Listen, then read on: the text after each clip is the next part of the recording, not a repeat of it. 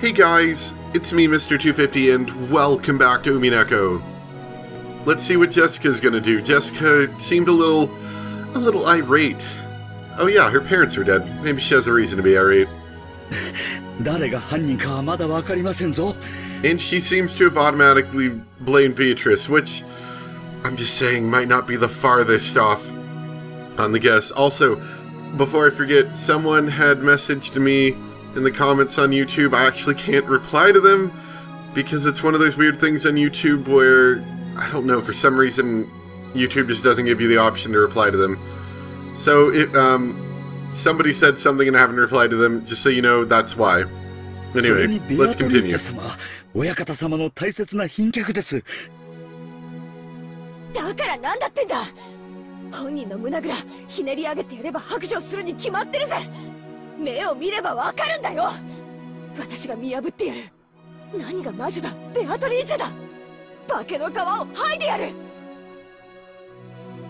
Jessica never stopped moving. Goda and Kanon chased after her, doing their best to convince her, but Jessica never lent them an ear. Eventually, the witch's VIP room came into view. This VIP room was always sealed and never used. No matter what kind of guest came, Kinza wouldn't let them in this room. And yet, the servants were always made to clean this room, so that it could be used at any time. So the servants had started calling this room the witch's VIP room, after their other shapeless master. Jessica also knew this. And she couldn't forgive the arrogance of the one who called herself a witch and stayed in that room. The Golden Witch was just a fairy tale. Come on, a witch? To Jessica, she was nothing more or less than the murderer who had brutally killed her parents. Question them, make them give painful excuses, spit it out painfully, breathe painfully. No matter how hard she pretends to be a witch, I'll teach her that she's just a stinking, sweaty human.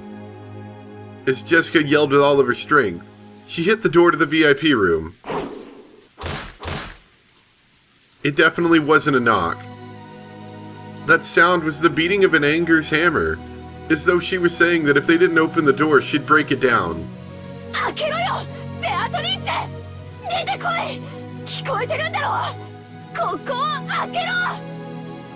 There was no answer.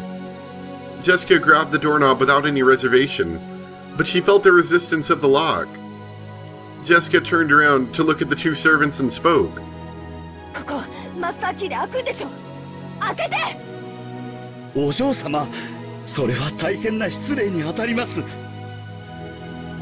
Although Goda was flustered, he still tried to somehow calm Jessica's anger. After hanging his head silently for a while, Kanon pulled a master key from his jacket pocket. Kanon-san, いいんですか? もしおられたなら無礼になるのは承知です。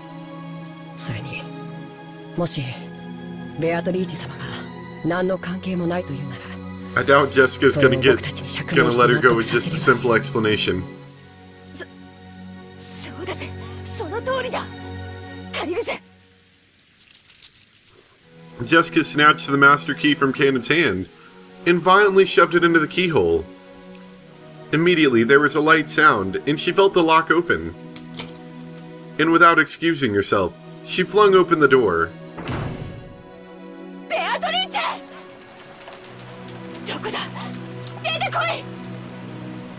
Jessica rudely stepped into the room. The witch wasn't anywhere to be seen.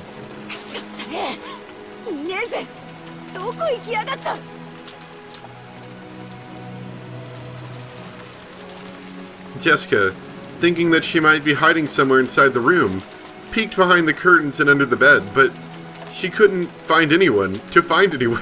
However, there definitely were signs that the bed had been used. It's an odd way to say it, but the atmosphere in the room grew a little softer. It wasn't the hard atmosphere of a place normally devoid of people, like the chapel. You could definitely tell someone had spent the night in this room. But she could not be seen. In reality, neither Jessica nor Goda had met Beatrice. They had only been told by those who had met her that she looked like a double of the character in that portrait. so they were doubtful about what her face really looked like. However, Kanon alone had met her, and he understood what kind of being that witch was, and what kind of character she had. So he knew that if they were to force their way in here searching for her, she wouldn't let things go as they planned. She must be watching us bitterly flail in veins from somewhere, sneering at us. She's that kind of person. Because he was looking at things that way, Kanon was the first to find it.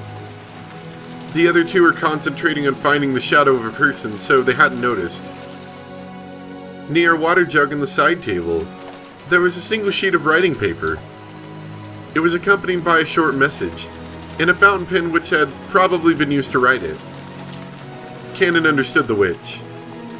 The witch would definitely scoff at them, as they found the bodies, forced their way in here in rage, and were unable to find her.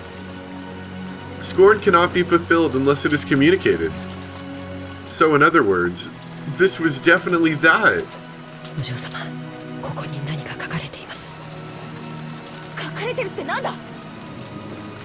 After Jessica quickly dashed over, she violently stole the piece of paper. All this violence. She probably wasn't trying to be violent. She just couldn't control her strength now.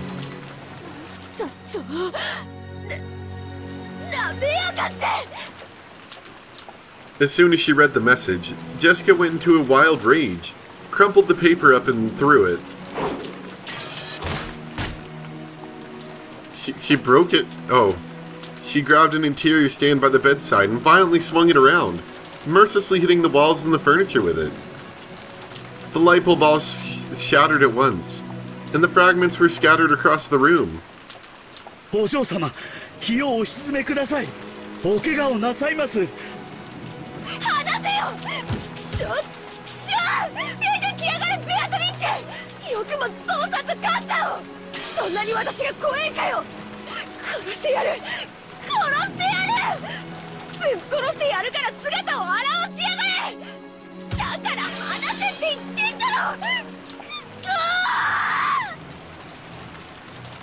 ー！ This was written on the paper.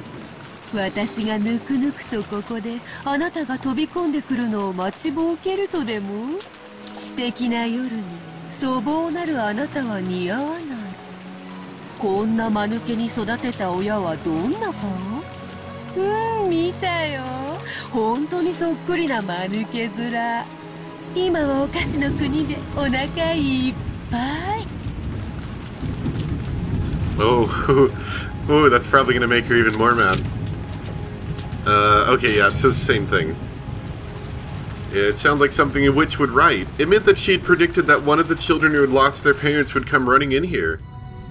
If she was hiding somewhere in this room, she would surely be rolling around with laughter. The witch was that kind of person. She sneered at people's misfortune, using it to stave off the boredom of 1,000 years. これはお渡しください。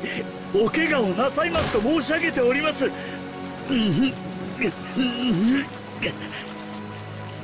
That was an odd sound to make. 離せって言ってんだよ！くそー！くそー！ Go to grab the interior stand Jessica had been swinging around. Because if she kept swinging it around, she might hit something and get injured. To Goda's eyes, Jessica probably looked mad with rage, burning with the flames of anger. But Kanon's eyes saw it differently. Those were probably tears of sadness hidden by rage. Therefore, at the moment the interior stand was taken from her, when Jessica started crying on the floor, scratching at the carpet almost as though she was groveling, Goda was surprised, but Kanon was not. Her way of crying by brandishing her anger had been stolen from her, so this was inevitable.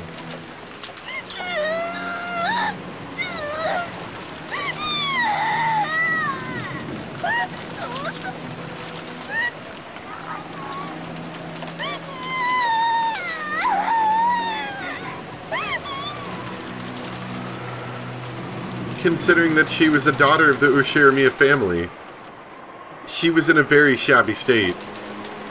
She scratched at the carpet with her fingernails, and even her feet were scratching. Jessica cried very, very hard, because if she didn't, her rage would start building up again and swallow her up. But over and over again, she remembered that humiliating message. What kind of faces did your parents, who raised you to be so stupid, make?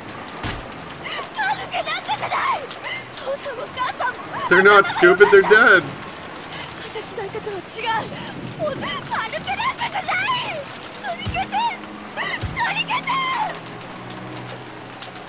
Yeah, I saw them. They had a truly stupid look, just like you. Now their bellies are full in the land of sweets.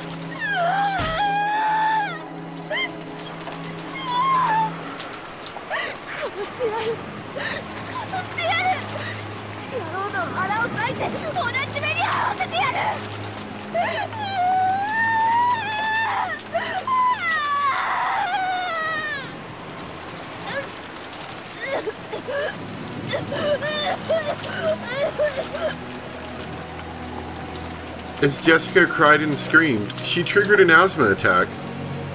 The servants watching over her hurriedly ran up to her and rubbed her back, but that only provoked Jessica's wrath.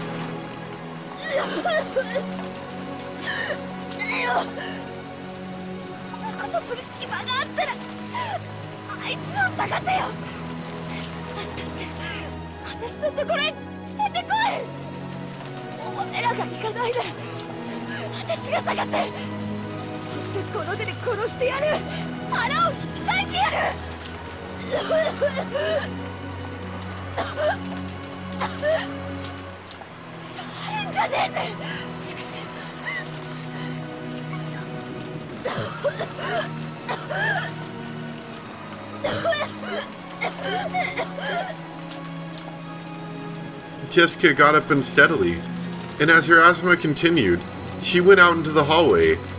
お嬢様、お薬を至急。南條先生をお呼びします。ゴーダさん、僕に任せてくれませんか? Kanon had noticed. Goda, who was much older, probably couldn't feel the tears in Jessica's heart. Kanon, who had noticed that himself, had to support her. カノンさん、いいのですか? 今のお嬢様には涙を流す時間も必要なのだと思います。ご両親のあんな死に方を目の当たりにしては。そうですね。Goda also understood, and he also knew of the vague relationship that Jessica and Kanon shared. So he understood everything and left it to Kanon. わかりました。私はローザ様のところへ戻ります。お嬢様をくれぐれもよろしくお願いしますよ。はい、お任せを。Kanon's voice was frail, but he nodded forcefully. After looking at his eyes, Goda also nodded forcefully. Goda was a veteran with many years behind him. He had seen a great number of people in his life, so he knew of the vigorous sparkle that could be found in the eyes of those who had self-control. He had surely seen that in Kanon's eyes. Therefore, he would leave this to Kanon. When you think about it, maybe this was the first moment that Goda had trusted Kanon and relied on him for a job. That's what I was thinking, actually. This seems like the first time I've seen him not be a jerk. As Jessica suffered from her asthma, it seemed she was headed towards her room, leaning against the wall. Kanon chased after her wordlessly. If she had asked for a hand, he would have jumped over and supported her. But as long as Jessica didn't ask for that, he hid himself, watching over her from a distance where he could come to her rescue at any time. As Kanon remained in that spot where 10 billion people would want someone else to be when their hearts felt like they would explode from sadness, he silently watched Jessica's back. Then, finally, she was crouching in front of the door to her own room. The asthma attack had stolen all of her strength, and her thoughts had gotten hazy from the lack of oxygen, so that she could no longer stand up.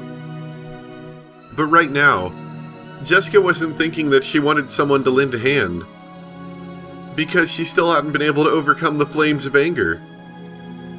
Because Even if someone had offered her a hand with good intentions, right now, Jessica would start wanting to tear it off. And she understood how unreasonable that would be. Until she could overcome the flames of her anger, she definitely wouldn't ask for help. Probably, Jessica no longer had the willpower to call for help. But Kanon heard it. He definitely heard it. Kanon definitely heard that voiceless call for help, which is shared by those from across the world who are grieving, and which cannot be heard by anyone even though they scream and scream. Kanon softly knelt by Jessica's side, and wordlessly offered her a shoulder. Even though Jessica kept coughing painfully, she accepted it, opened the lock to her room and entered. こちらへ。今、お薬をご用意します。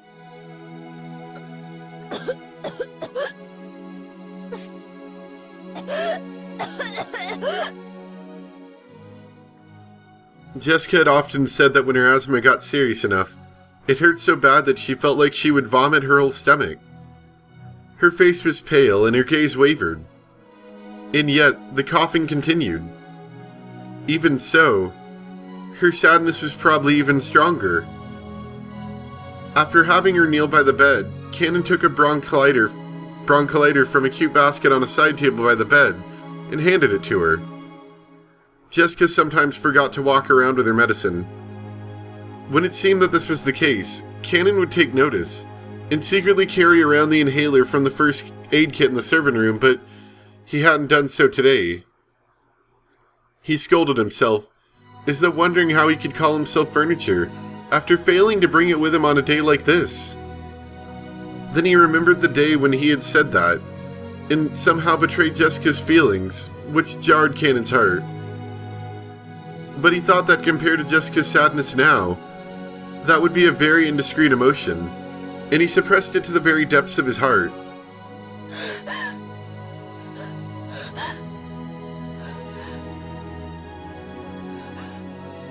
When she inhaled her medicine, Jessica's wild breathing calmed down bit by bit, and she was finally able to regain her composure.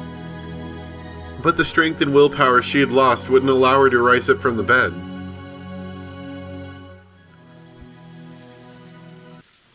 大丈夫ですか、お嬢様。私は大丈夫だぜ。父さんと母さんは、私はもうちょっとなきゃ大丈夫だぜ。Kanon regretted misspeaking. He had said, "Are you all right?" to her. Was he really unable to notice the pain in her heart? Therefore, he was furniture after all. Therefore, he couldn't become human. 廊下におります。ご用がありましたら、すぐにお呼びください。Kanon understood that she still needed some time to cry alone. He told her to call him at any time, bowed, and tried to leave the room. 何か。Jessica had spoken as though she wanted him to stop, so Kanon had stopped. If she asked it, I'll do anything to help her. If it could heal the pain in her heart, right now, I would even become a cane or a chair. If by doing that, I can repair the pain in her heart I gave her that day. For a while, Jessica stared into Kanon's eyes, as though she couldn't put into words her reason for stopping him.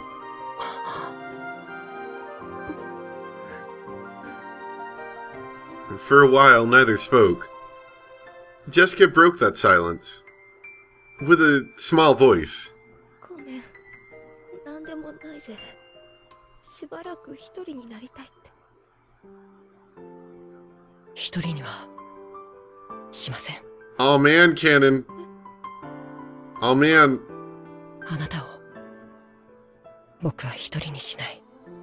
だから廊下にいます。 Oh man, Kanon, look at you go. You're gonna get the woman い after つで all. も呼んでください。 For just an instant, it looked like some kind of hope flew to Jessica's eyes. But it was very faint, and disappeared like the first snow does on the surface of a river. ありがとな。しばらくだけ。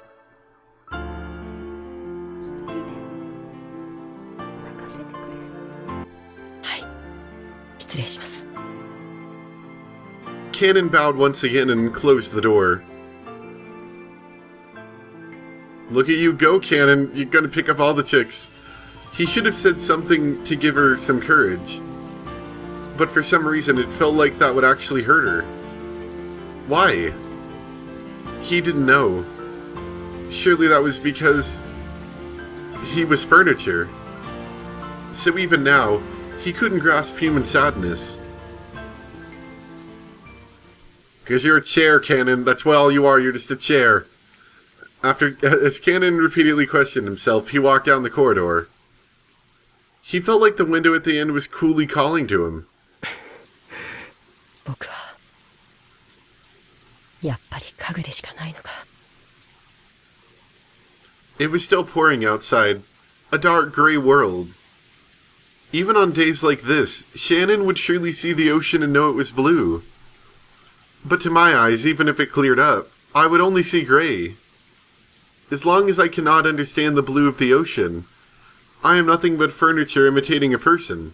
本当に女心のわからぬやつよ。 I don't know, he was being pretty daring there. ああいう時は黙ってそばにいるのが正解だ。だからゆえに貴様は家具なのよ。貴様。 There shouldn't have been a trace of anyone in this corridor.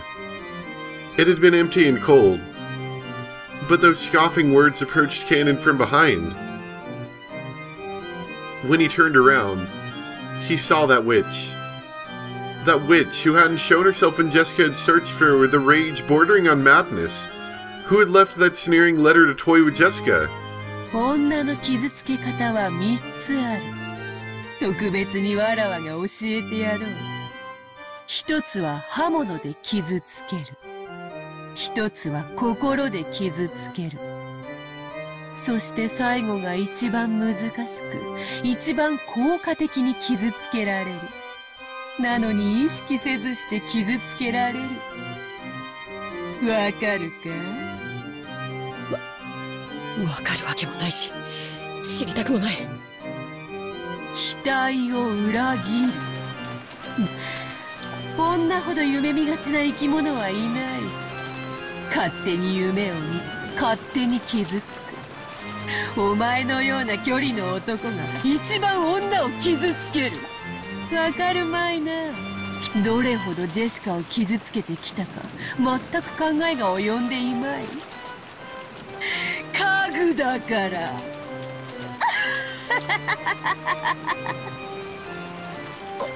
お前のたわごとに付き合う気は毛頭ない。僕を嘲笑うためだけに姿を現したというのか。うぬぼれるな家具。貴様ごとき嘲笑うにも足りぬわ。しかしそなたも一人ではそれに値しなくても二人揃えば十分に足りる。若々しき男女の悲運を笑う喜びは何度繰り返しても飽きぬのでな。なんだと。まさか貴様お嬢様を。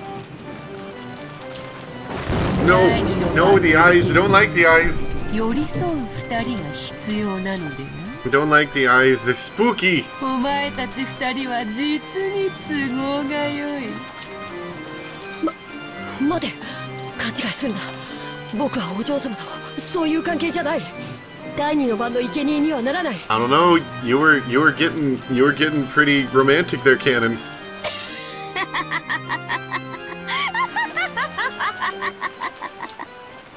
だからお前はジェシカを傷つける。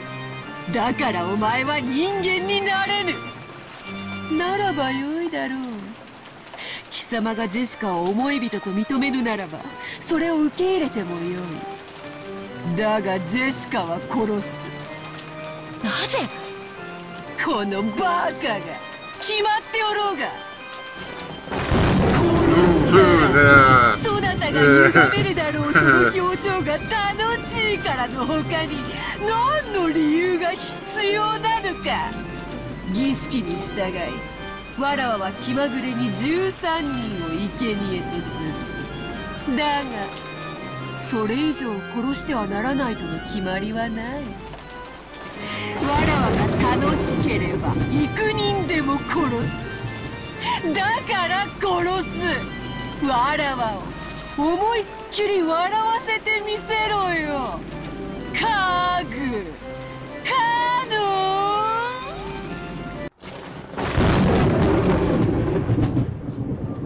ン。Ooh.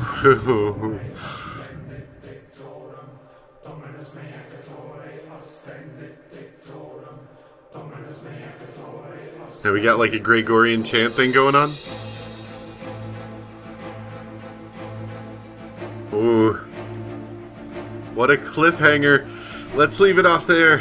Ooh, that's good cliffhanger. I like that. We're gonna leave it off there. Ooh. Like this music though. Well, I hope you guys enjoyed, and next time we'll get back into this. I have a bad feeling that Jessica's come to an unfortunate fate. Oh, alright. Thank you guys so much for watching, and I'll see you next time for more spooky eyes and dead people. Bye!